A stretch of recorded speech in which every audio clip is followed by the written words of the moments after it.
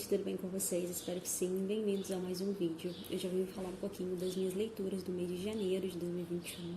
Eu li, na verdade, 3 livros apenas, mas até que compensou, achei que eu não leria nenhum praticamente. E vou mostrar para vocês quais foram.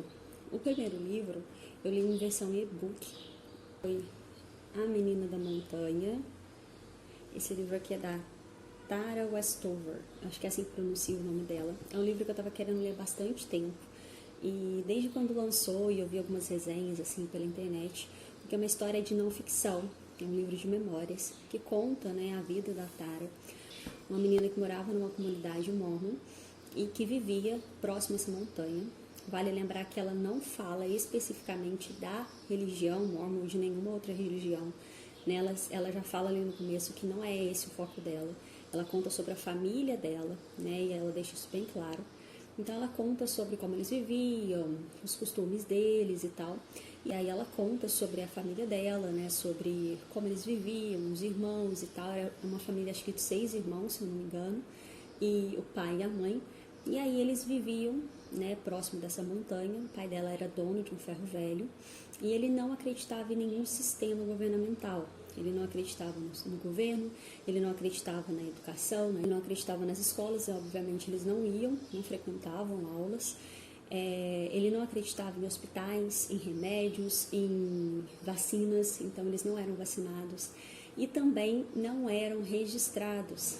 A Tara ela não tinha certidão de nascimento, tanto que até a mãe dela nem sabe direito a idade que ela tem, e ela conquista essa certidão de nascimento bem depois. Então, a família dela é dessa forma, estruturada dessa forma, e ela vai nos contando no que eles acreditavam, até que ela faz 17 anos e entra coloca o pé a primeira vez dentro de uma universidade.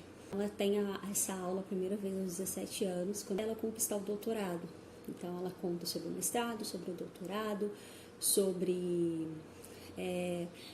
o quão difícil foi a aceitação da família, né, dela sair e começar a estudar.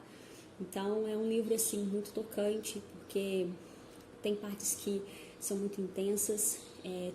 Ela tem um relacionamento muito conturbado com um dos irmãos mais velhos, que chega a ser realmente abusivo. Ele manipula todo mundo assim à sua volta. É muito impactante quando você lê.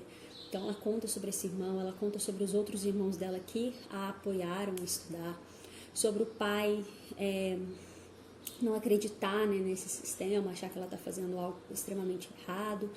E ela conta sobre a mãe é uma parteira, a mãe faz uns óleos essenciais, então eles acreditam nesses óleos, eles acham que esses óleos curam qualquer tipo de doença, tanto que até tem um acidente gravíssimo que um dos irmãos dela sofre dentro desse ferro velho, e, se eu não me engano, ele queima, assim, tem uma queimadura extensa e extrema, que com certeza precisaria levá-lo para o hospital. O pai dele simplesmente leva ele para casa e a mãe dele trata do garoto ali. Aí você fica, meu Deus, leva esse menino para o hospital. Então é um livro que saiu muito da minha zona de conforto, porque eu não sou acostumada a ler livros de memórias, né? A maioria das minhas leituras são sempre voltadas à ficção. Então foi um livro assim que saiu muito da minha zona de conforto e eu gostei muito de ter lido, gostei muito de saber sobre a vida, né, da Tara, saber tudo que ela teve que enfrentar, e para ter educação, para ter conhecimento. E a maneira que ela escreve é uma maneira muito incrível, fluida. Ela realmente parece que ela está sentada perto de você te contando a vida dela. Então eu indico muito. Leio A Menina da Montanha, depois me contem o que vocês acharam. O segundo livro foi No Alvorecer dos Deuses. Esse livro aqui é um livro do Iago Martins. Ele foi publicado, acho que ano passado, pelo Thomas Nelson. É um livro que fala sobre idolatria e idolatria profunda do coração. Como que a gente pode identificar se nossos corações são idólatras, como que a gente pode identificar que tipo de ídolo nós temos. E aí ele vai contando que idolatria não é apenas aquela de se ajoelhar perante, né, uma escultura. Isso vai muito além, está bem mais profundo. E aí ele vai contando sobre isso. O livro é dividido em 6 capítulos, e cada capítulo ele foca, né, em algo específico. Então ele fala sobre idolatria de dinheiro, idolatria de relacionamentos, filhos, trabalho, e tem um capítulo excelente de idolatria política que para mim foi um dos mais sensacionais. Vou ler um trechinho aqui para vocês terem uma ideia. A nossa religião está relacionada ao que batalhamos para ter cada vez mais e ao que nos sentimos mais pobres ao perder. Quando as coisas da vida se tornam nossos tesouros religiosos e as perdemos, passamos por crises no âmago da fé. Teu Deus morre e não há ressurreição no terceiro dia. Você quebra por dentro, porque ídolos de barro não suportam nem as menores quedas.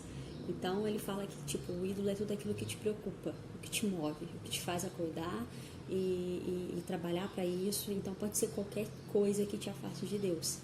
Qualquer coisa que não seja Deus na sua vida, que não quando Deus não está ocupando, né, o centro do seu coração e alguma outra coisa está, então ali pode ter um ídolo. Então é sensacional todos os capítulos, é sensacional o capítulo sobre idolatria política, que ele trata realmente sobre, né, essa visão que às vezes a gente tem de idolatrar certo tipo de político e confiar cegamente no que ele faz, e a gente esquecer que ele é tão humano quanto a gente, né, e que erra tanto quanto a gente. Então é um livro incrível, um livro que eu indico muito e que, nossa, foi maravilhoso ter lido, virou um dos favoritos.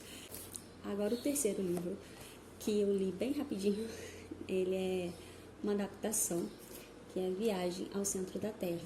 Esse livro aqui, eu conferi uma outra tradução de uma outra editora, e sim, tem umas partes aqui que elas são mais fáceis de se entender, então tem uma linguagem mais fácil, tem umas partes que são reduzidas, resumidas, provavelmente, né, porque tem um público específico para isso. Conta a história do Axel, um menino que ele mora com um tio, esse tio é cientista, e ele é simplesmente fascinado em livros antigos, mas livros antigos mesmo. E num desses livros ele acaba encontrando um pergaminho que tem uma mensagem assim meio misteriosa, com um enigma lá que não dá para decifrar e tal, e esse tio ele fica abismado, ele quer saber o que significa aquilo, e ele vai em busca para encontrar, né, o que significa aquela mensagem.